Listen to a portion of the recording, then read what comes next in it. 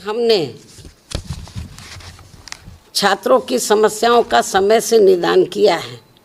और नौजवानों को पूर्व की रही सरकारों में जो सरकारी भर्तियों में लंबे अरसे से रोक लगा दी गई थी, जिससे सभी विभागों के कार्य भी काफ़ी प्रभावित हो रहे थे, उसे भी ध्यान में रखकर वह उसे हटाकर हमने यहाँ प्रदेश में लाखों लाखों लोगों को रोटी रोजी के साधन दिए हैं। इतना ही नहीं बल्कि हमने पुलिस विभाग में व अन्य और विभागों में भी नए सरकारी पद सृजित करके यहाँ लाखों लोगों को रोजगार दिए हैं। इस समय नौजवान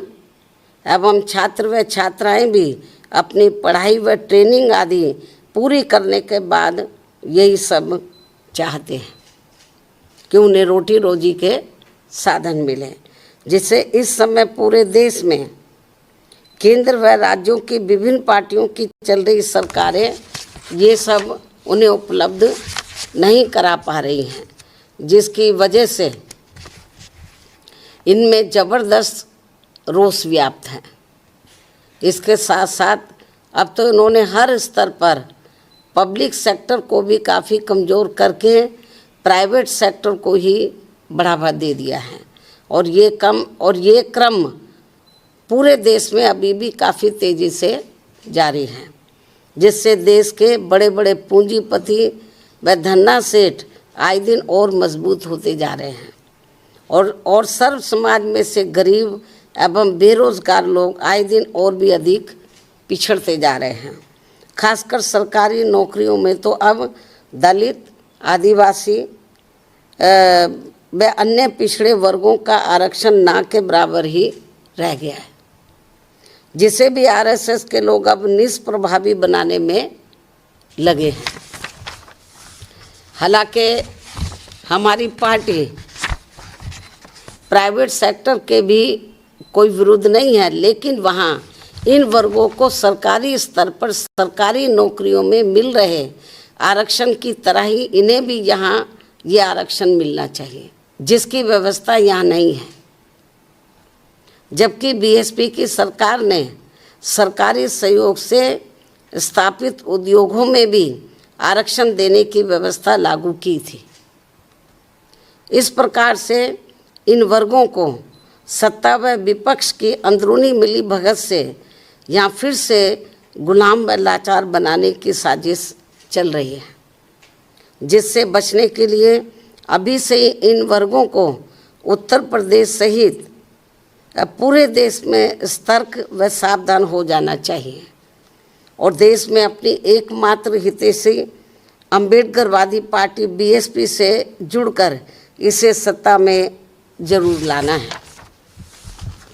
जबकि हमने यहाँ यूपी में बीएसपी के सत्ता में आने के बाद सर्व समाज के किसी भी वर्ग के साथ कोई भी भेदभाव व पक्षपात आदि नहीं किया है, बल्कि सभी वर्गों का हर मामले में व विभिन्न क्षेत्रों में कार्यरत सभी वर्गों के लोगों का भी हर स्तर पर यानी कि राजनीतिक, आर्थिक व सामाजिक तौर पर पूरा ध्यान रखा है। अर्थात हमने बीजेपी व कांग्रेस पार्टी एंड कंपनी के लोगों की तरह उनकी जातिवादी, संकीर्ण व पूंजीवादी मानसिकता के तहत चलकर सरकार नहीं चलाई है,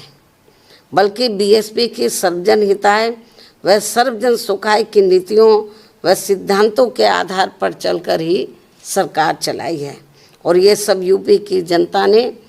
4 बार यहाँ बीएसपी के रही सरकार में देखा है और अब कुछ ही समय के बाद यूपी, उत्तराखंड व पंजाब प्रदेश आदि में एक साथ यहाँ विधानसभा के आम चुनाव होने वाले हैं, जिसमें ऐसे वातावरण में सर्व समाज से बीएसपी को ही कामयाब बनाने की अपील भी की जाती है। यही देश व जनहित में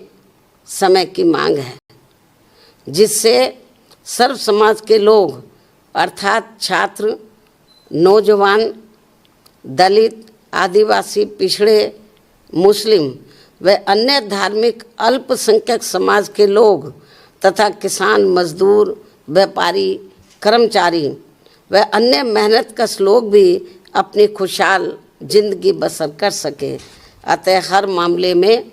अब बीएसपी को ही मजबूत बनाना बहुत ज़रूरी है। इस उम्मीद के साथ ही अब मैं अपनी बात यहीं समाप्त करती हूँ। धन्यवाद। जय भीम व जय भारत।